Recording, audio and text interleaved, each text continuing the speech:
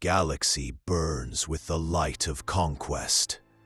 From one corner of the stars to the other, the banners of the Imperium rise over conquered worlds. Every victory is called compliance, the word the Emperor himself chose. To bring a world into the imperial fold is to make it compliant, to make it obedient, to make it useful. But in the eyes of those who fight beneath the banners of the Great Crusade, compliance means something else. It means sacrifice. It means blood. It means the end of everything a world once was. And on this day, aboard the vengeful spirit, War Master Horus Rising stands at the heart of it all, the chosen son of the Emperor, now bearing the impossible burden of unity. The strategium hums with the glow of star maps. Dozens of worlds shimmer in red, targets awaiting the Emperor's light. The Mournival stands before Horus, Abaddon, Aximand, Torgadin, and Loken. Their armor glints like obsidian. Compliance, Horus says, his voice low and heavy. Such a simple word for such a costly act. He studies the projection before him, a world wreathed in storm and smoke, a planet that has resisted all attempts at negotiation, a world that has forgotten the Emperor's truth. Our Father would have us bring them to heel, Horus continues. But I ask you, at what price? Abaddon steps forward, his eyes burning with the pride of the first captain. At any price, my lord. The Emperor's will is absolute. Horus looks at him, the perfect warrior, born for conquest. But behind Horus's eyes, something flickers. Doubt, reflection. The shadows of the Interrex still cling to his mind. The echoes of diplomacy, of understanding, of another way. Garviel Loken sees it. He always does. He sees the way the War Master hesitates before every command now. And deep inside, he fears what that hesitation means. Dropshits break the upper atmosphere like falling stars. The roar of entry burns through the sky, and the land below trembles with the fury of gods descending. The planet is broken. The defenders fight, not for survival, but for pride.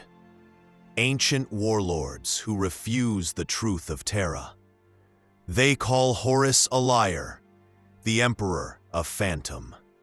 They say the Imperium's light is just another Empire shadow. The Luna Wolves strike first. Through thunder and ash, through screams and steel, the Astartes fall upon the enemy like angels of death. Bolter fire rips through walls of stone and bone. The air becomes a storm of smoke and burning flesh. And amidst the ruin strides Garviel Loken, his every motion precise, his every breath steady. To him, compliance is duty. But as he steps over the bodies of men who fought for what they believed, he wonders, is duty enough to silence doubt? Hours later, the world lies broken. The enemy banners are torn, their leaders slain. The population kneels beneath the thunder of gunships. From orbit, the planet glows with the mark of victory. Another world compliant. Another world silenced. In the command spire, Horus looks down upon the smoking city. The wind carries the ash of the fallen. Malakhurst stands beside him, his voice quiet. Another victory, my lord. Horus does not answer. Malakhurst continues. The Emperor will hear of your success. He will be pleased. Will he? Horus mutters. Or will he simply add it to his ledger, another number in his endless crusade? The crippled equerry hesitates. He knows better than to answer. Horus's tone carries the weight of something deeper, a growing unease with the very idea of compliance itself. To Horus, victory no longer feels like glory. It feels like loss. In the lower decks, the remembrancers whisper. Euphrates Keeler prays quietly in a corner of her quarters, not to the Emperor as a god, but as an idea. She feels his presence, even though the Astartes say he is no god. Her faith is quiet, fragile, yet powerful. Beside her, Mercedes Olatin paints the ruins of the conquered world, the fires, the broken towers, the faces of the slain. She paints truth, the kind the crusade doesn't show in its records. She says softly, "We call it compliance, but we never call it peace." Their words echo through the ship like forbidden scripture. The truth is spreading among mortals, among the forgotten, and even among the Legion itself. Later, in his private sanctum, Horus stands alone before a massive viewing port. The planet below spins slowly, its clouds lit by the fires of compliance. He removes his gauntlet and presses his hand against the glass. He thinks of the Emperor, the father who entrusted him with the galaxy, the man whose approval he sought his entire life. But where is he now? Hidden away on Terra, leaving Horus to do his work, to carry the weight of 1,000 worlds. Horus whispers to the stars, "What is compliance if it kills the very soul of mankind?" His reflection stares back, but in the dark glass, it feels as though something else stares with him. Something watching, waiting, whispering. A faint pain flickers. The Mournival gathers again. Torgadon laughs to lighten the mood, but the air is tense. Aximand breaks the silence. "We've done what we were meant to. The world is compliant. Why do you brood, my lord?" Horus looks at them, his sons, his brothers in all but blood. "Because I begin to wonder if compliance is not conquest, but corruption." Abaddon frowns. "We fight for unity, for the Emperor." "Do we?" Horus asks softly. "Or do we fight to erase what makes humanity different?" Loken shifts uneasily. He sees the conflict brewing, not between legions, but within their very souls. In that silence, the seed of rebellion is planted, not yet known, not yet spoken, but alive. The idea that perhaps the Emperor's way is not the only way, that perhaps the War Master might lead differently. And so, as the fires of another compliant world fade into night, the first embers of heresy begin to glow. In the silence of victory, the Great Crusade changes shape. The meaning of compliance begins to twist, no longer a word of triumph, but of tragedy. The War Master's faith begins to waver. The Emperor's absence begins to echo, and the galaxy, vast and dark, listens. Soon, the word compliance will no longer mean peace.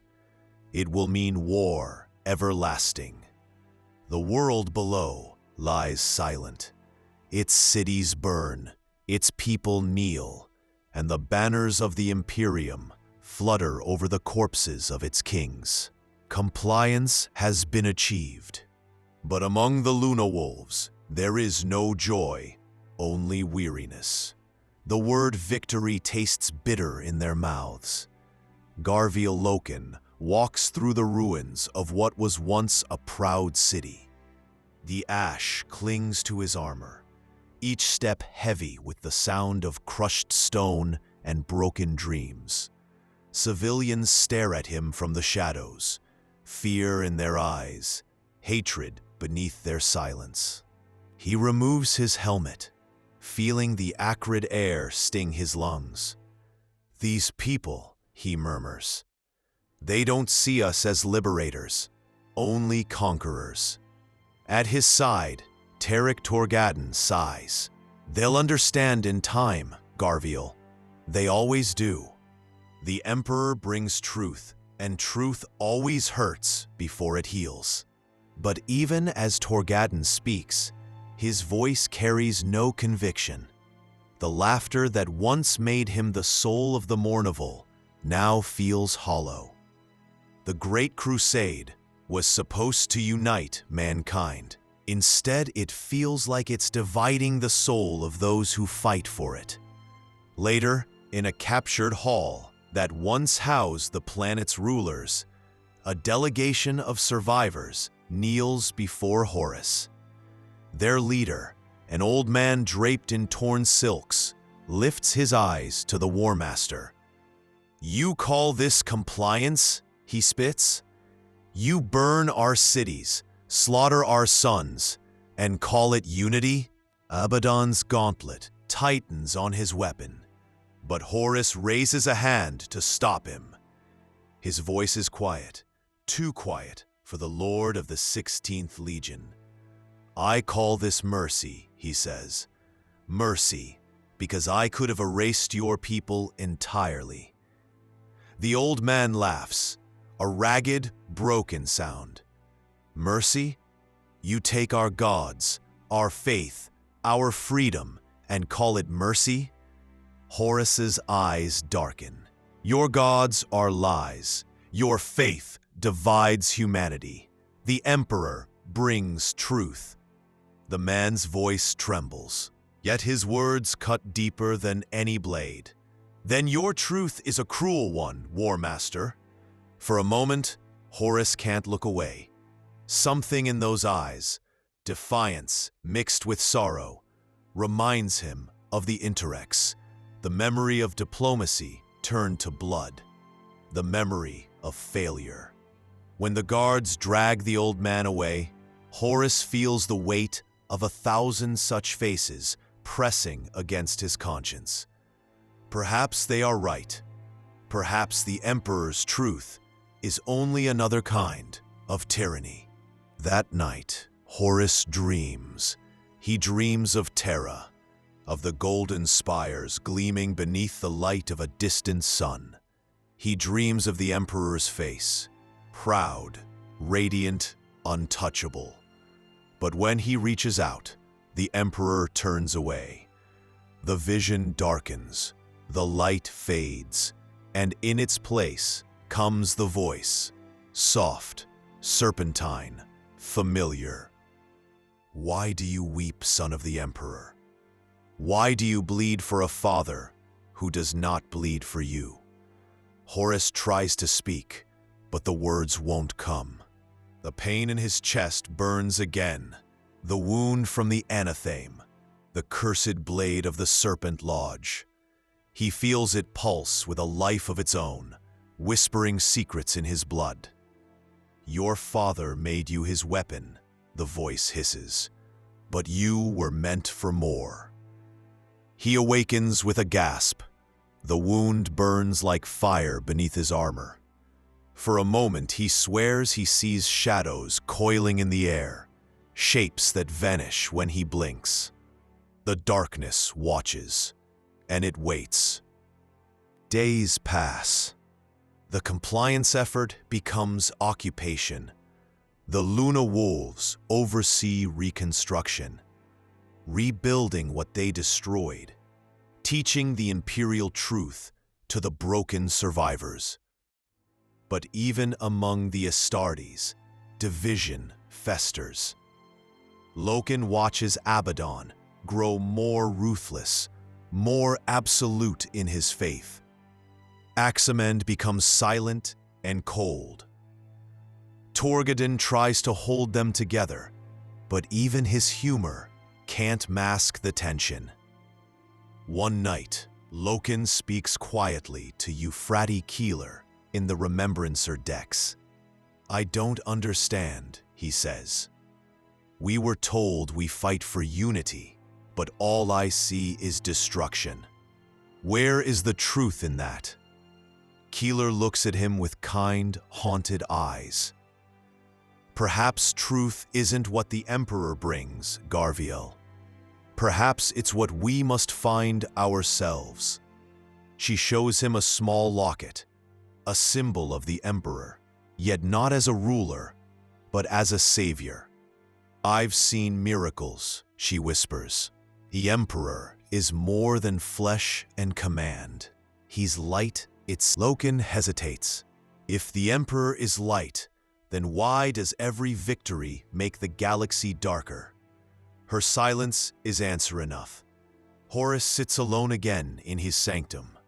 The stars drift beyond the glass, each one a world awaiting compliance, each one a wound waiting to be opened. Malakhurst enters quietly. His twisted form limps toward the War Master. "My lord," he says, "the people are rebuilding. The compliance is complete. The men await your word." Horus turns. His eyes are weary. The fire dimmed. "I am tired, old friend," he admits. "Tired of bringing peace through fire. Tired of pretending that what we do is mercy." Malakhurst hesitates. "You speak treason, my lord." "No," Horus says, voice low and trembling.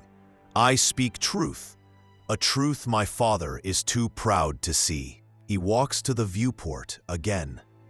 "The Emperor claims to unite humanity, but he hides on Terra while we slaughter in his name.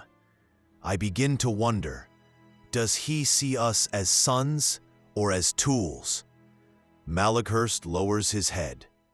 "Then perhaps it is time, War Master, to find a new truth." The words hang in the air like a blade suspended by a thread. For a heartbeat, Horus says nothing. Then slowly, he nods. Word spreads through the Legion. Whispers, doubts, unspoken thoughts.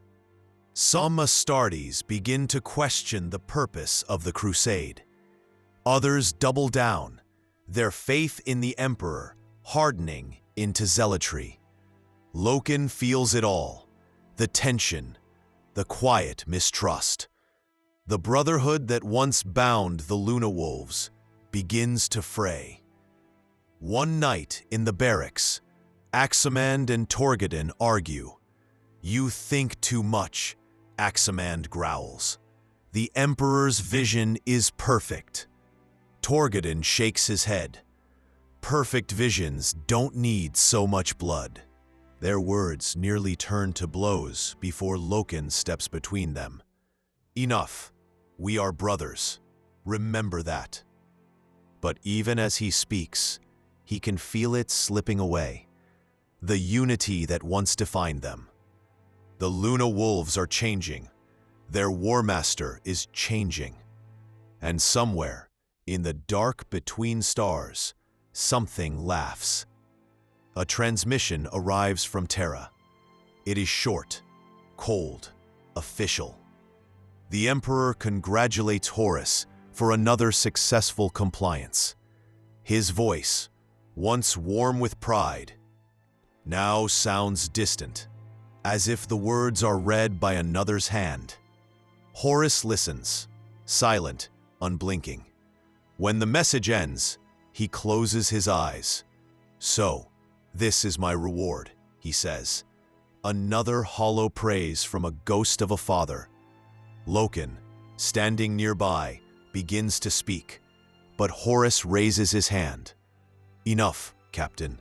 I know your heart is loyal, but tell me, Do you believe in what we do? Loken swallows hard. I believe in humanity, my lord. And I believe you want what's best for it.